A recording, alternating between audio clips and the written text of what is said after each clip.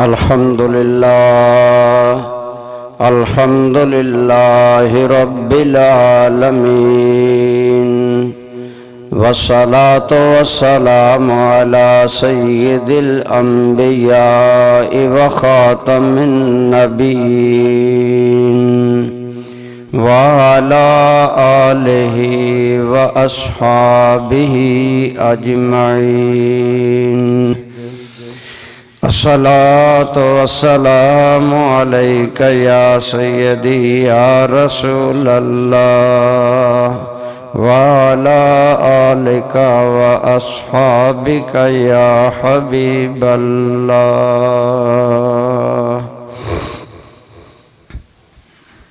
حمد و صلوات کے بعد قابل احترام برادران اسلام، بزرگوں، دوستوں، عزیزوں،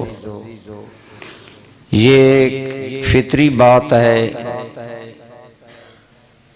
کہ جب سے اسلام اس دنیا میں آیا ہے،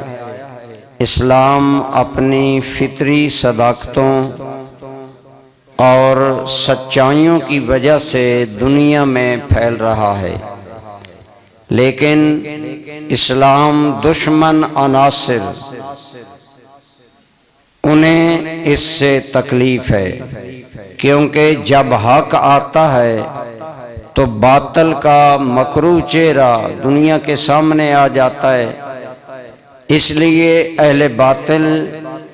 اس کی مخالفت میں ڈٹ جاتے ہیں۔ تو آج ہم دیکھتے ہیں، آپ نے میڈیا پر سنا ہوگا کہ سویڈن کے اندر قرآن کریم کی بے حرمتی کی گئی۔ یہ عالم کفر کی وہ جلن ہے اور وہ رد عمل ہے جو وہ پہلے دن سے قرآن اور حامل قرآن یعنی حضور نبی کریم صلی اللہ علیہ وآلہ وسلم کی صداقتوں اور حقیقتوں کے خلاف پہلے دن سے سراپا احتجاج ہیں، آج تک وہ احتجاج کر رہے ہیں۔ لیکن ان حالات میں تھوڑا سا میں تاریخی پس منظر اس حوالے سے عرض کرتا ہوں کہ عقل اور شعور کی دنیا میں کوئی بھی آدمی اگر کوئی دعویٰ کرتا ہے یا کوئی بات کرتا ہے تو اس کا رد عقل اور دلیل سے ہونا چاہیے، دلیل دی جائے اور عقل سے اس کا رد کیا جائے۔ لیکن ہم دیکھتے ہیں کہ جب سے آپ کے اور میرے کریم آقا سب کہیے صلی اللہ علیہ وآلہ وسلم نے اعلان نبوت فرمایا تو عالم کفر اپنے اپنے دور کے مطابق اسلام کا راستہ روکنے کے لیے صف آرا ہوا، انہوں نے اپنی پوری توانائیاں لگا دی۔ قرآن کریم حضور نبی رحمت صلی اللہ علیہ وسلم کا معجزہ ہے، آپ یہ کلام لے کر آئے، اس لیے اس قرآن کریم کے نزول پر اور خود اللہ کے رسول پر پہلے دن سے کفار کے عالم کفر کے اعتراضات اور یہ باتیں جاری رہیں۔ تو جب حضور نبی کریم صلی اللہ علیہ وسلم نے دعویٰ کیا کہ میرے پاس اللہ کا فرشتہ آتا ہے اور اللہ کا کلام لاتا ہے، تو ان لوگوں نے قرآن کریم کی حقانیت کو رد کرنے کے لیے بہت سی باتیں کی۔ قرآن کریم میں آتا ہے کہ وہ یہ کہتے تھے کہ یہ نعوذ باللہ پہلے بات کرنے لگے کہ یہ محمد صلی اللہ علیہ وسلم اپنے پاس سے گھڑ لیتے ہیں، لیکن آپ نے انہیں فرمایا اگر میں اپنے پاس سے گھڑتا ہوں تو قابل فہم بات یہ ہے کہ میں بھی عربی ہوں، میری پیدائشی مادری زبان بھی عربی ہے، تمہاری بھی عربی ہے، اور تمہیں اپنی عربی پر بڑا ناز بھی ہے، تو میں اگر عربی کلام لایا ہوں تو تم بھی میرے مقابلے میں کوئی ایسا کلام لاؤ جو اس کے پایہ کا ہو، اس کے مقابلے کا ہو۔ واضح بات ہے، اسلام کو روشن کرنے والا، قرآن کو نازل کرنے والی ذات اللہ کی ہے، اور اللہ رب العالمین جس چراغ کو روشن کرے کوئی اسے بجھا نہیں سکتا۔ فانوس بن کے جس کی حفاظت ہوا کرے، وہ شمع کیا بجھے جسے روشن خدا کرے۔ تو قرآن کریم اللہ نے اتارا، قیامت تک وہ قرآن نے کہہ دیا وَلَن تَفْعَلُوا،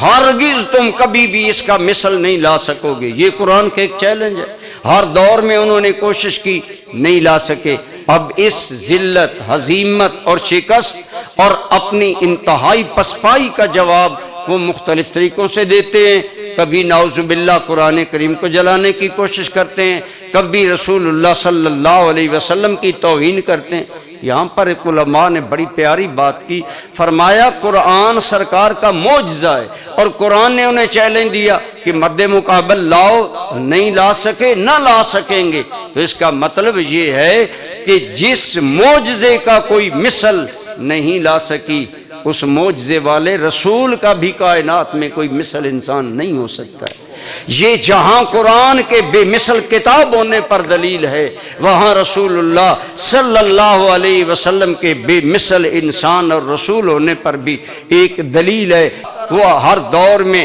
اپنی اس عظیمت، رسوائی اور پسپائی کا اظہار کرتے ہیں۔ قرآن کریم کے جلانے کو وہ آزادی رائے سمجھتے ہیں، لیکن اصل اور حقیقت تو بات یہی ہے کہ آج ہم مسلمان کمزور ہیں، اس وجہ سے وہ یہ سب کچھ کر رہے ہیں۔ اگر ہمارے حکمرانوں میں پاور ہوتی، اگر آج کوئی سلطان صلاح الدین ایوبی ہوتا تو جواب دیتا، لیکن میرے سمیت ہم سارے مسلمانوں کی یہ کمزوری ہے کہ ہمارے ایمان وہ نہیں رہے، ہمارے اندر وہ قوت ایمانی نہیں رہی۔ لیکن اس کے باوجود ہمارا فرض کیا ہے؟ ایک تو یہ فرض ہے کہ ہم اس کی ہر جگہ مذمت کریں، ہم ان کے ان کاموں پر تنقید کریں کہ وہ یہ غلط کر رہے ہیں، اور مسلمان الحمدللہ شہر بشہر، ملک بملک اس کی مذمت کر رہے ہیں۔ ان حالات میں ہماری ذمہ داری کیا ہے؟ برادران اسلام، ہماری ذمہ داری یہ ہے، جب وہ قرآن کی توہین کرتے ہیں، جب رسول رحمت صلی اللہ علیہ وسلم کی شان میں گستاخی کرتے ہیں، اس میں کوئی شک نہیں، انتہائی گیا گزرا بھی مسلمان ہو تو وہ مردہ دل نہیں ہوتا، اسے تکلیف ہوتی ہے، اس کے دل کو تکلیف پہنچتی ہے۔ لیکن اس سے زیادہ ہمیں وہ کام کرنا چاہیے جو حقیقت میں ان کے دل جلاتا ہے۔ تو ہمارے مرشد کریم حضرت قبلہ پیر صاحب سجادہ نشین